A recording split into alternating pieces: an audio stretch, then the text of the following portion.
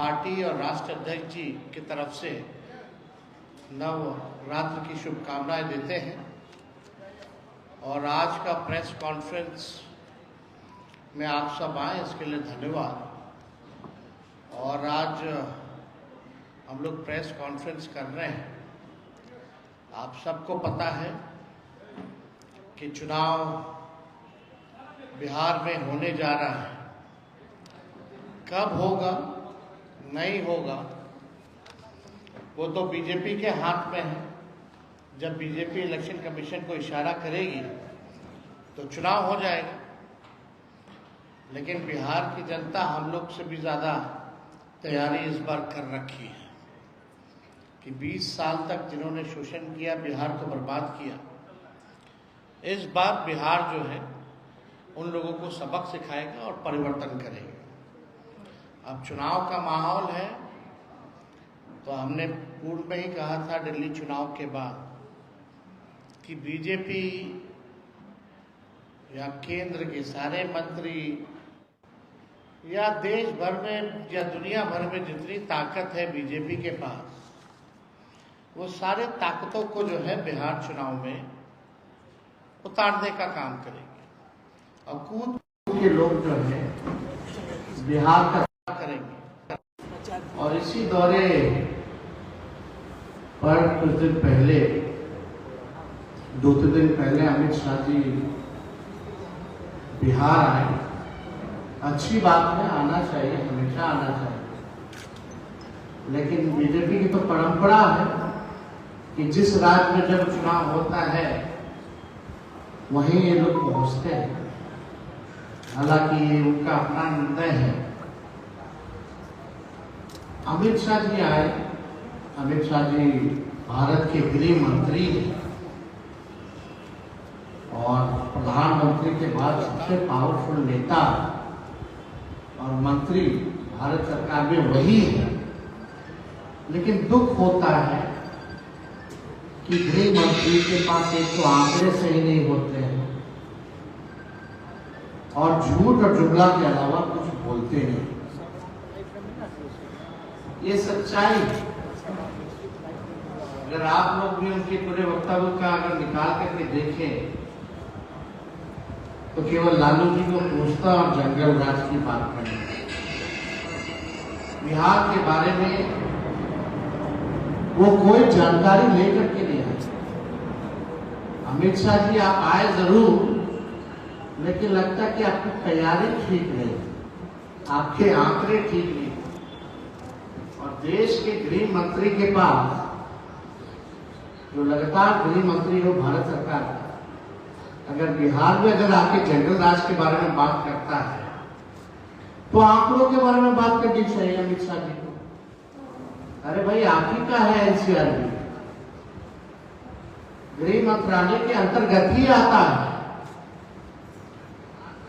आए तो बताते कि 20 साल में बिहार में अपराध कितना हुआ है, उसकी भी तुलना हो जाती।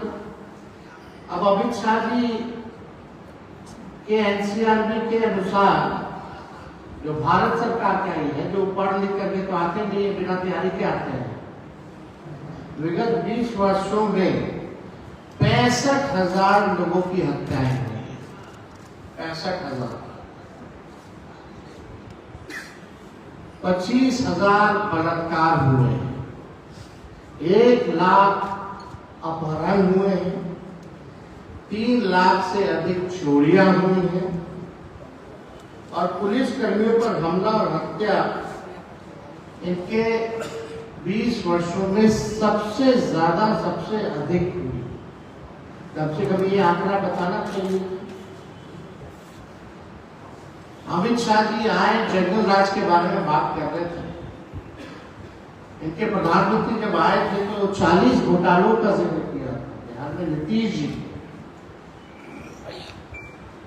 अगर अमित शाह जी आए तो सुप्रीम कोर्ट की जो टिप्पणी बिहार सरकार को, एनडीए सरकार को लेकर के रही है, वो भी बताना चाहिए।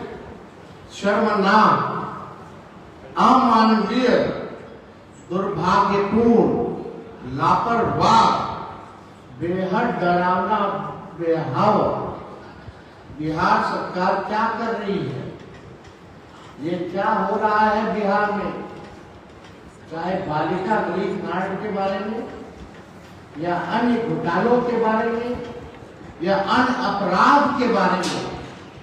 सुप्रीम कोर्ट और पटना हाई कोर्ट की जो टिप्पणी जो रही वो भी बताने की जरूरत थी इनको। इनके 20 साल के सरकार में कोर्टों ने ये टिप्पणी की। ये जंगल राज के बारे में बात करते हैं और जब जंगल राज का टिप्पणी उच्च न्यायालय ने जब किया तो वो कोई लॉ एंड ऑर्डर को लेकर के नहीं किया था, एडमिनिस्ट्रेशन को लेकर के नहीं किया था, बल्कि पटना नगर निगम को लेकर के किया गया था। और उस समय जब लालू जी राबड़ी जी मुख्यमंत्री थे, नगर निगम जो था वो बीजेपी के नेतृत्व में था। तो अगर फैक्ट अगर ये लोग बात करते हैं तो तथ्यों पे जो है इन लोगों को बात करनी चाहिए। वो जंगल राज भी बीजेपी नेतृत्व पे ही टिप्पणी था, ये उनको बताने की जरूरत है। सुप्रीम कोर्ट ने क्या क्या कहा, लेकिन यहाँ आए तो ये भी उन्होंने नहीं बताया कि अनुसूचित जाति जनजाति आयोग के अनुसार बिहार में दलित पिछड़ों पर सबसे अधिक अत्याचार जो है हुआ है। ये क्यों नहीं उन्होंने बताया? अमित शाह जी को बताना चाहिए था। जो हमारी सरकार 17 महीने रही, 65% जो हम लोगों ने आरक्षण बढ़ाया, उस 65% आरक्षण को आपने अनुसूची 9 में क्यों नहीं डाला? इस पे भी उनको बताना चाहिए था, या उनकी मंशा है या नहीं है।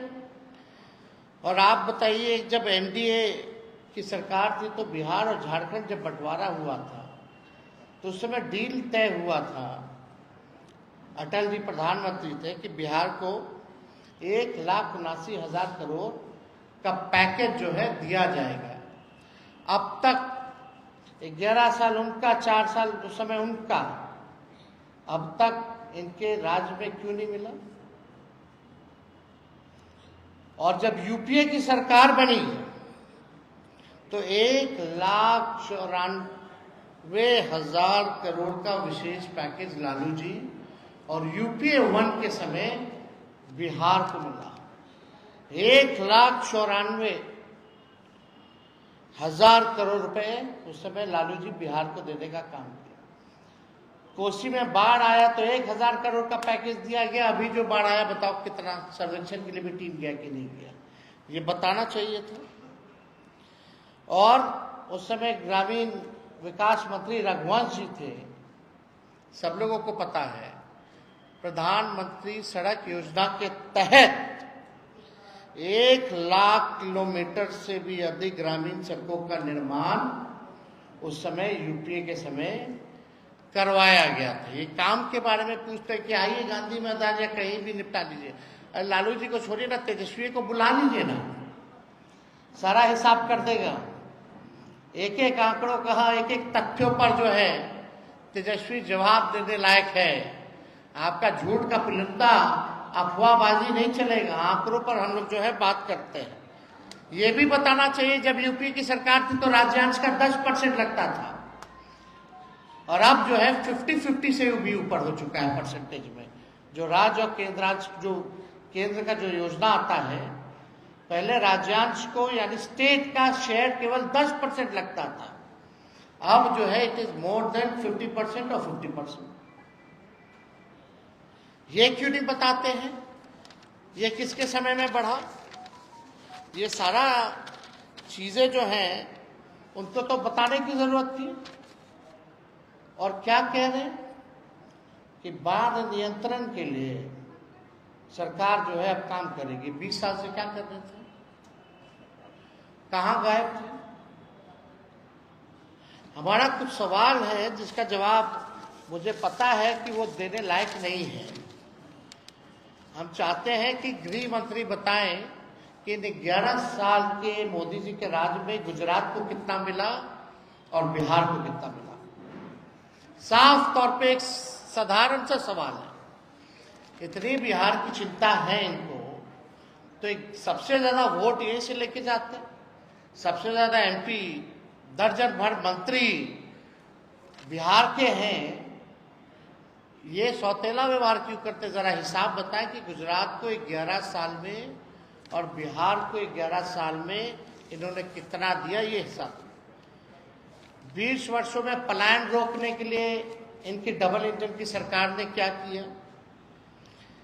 कितने विश्वविद्यालय इन्होंने स्थापित किए? केंद्रीय विद्यालय ही बता दें, विश्वविद्यालय छोड़िए, केंद्रीय विद्यालय बता दें कि बिहार को इन्होंने कितना दिया। युवाओं के लिए नौकरी या रोजगार के लिए क्या किया? हम थे तो 5 लाख को सरकारी नौकरी मिला, नियुक्ति पत्र बढ़ा, 3.5 लाख प्रक्रियाधीन रहे, उसी का कॉपी करके लोग हर जगह नियुक्ति पत्र आने लगे, बांटने लगे। इसके बारे में बताना चाहिए कि बिहार के कितने लोगों को नौकरी या रोजगार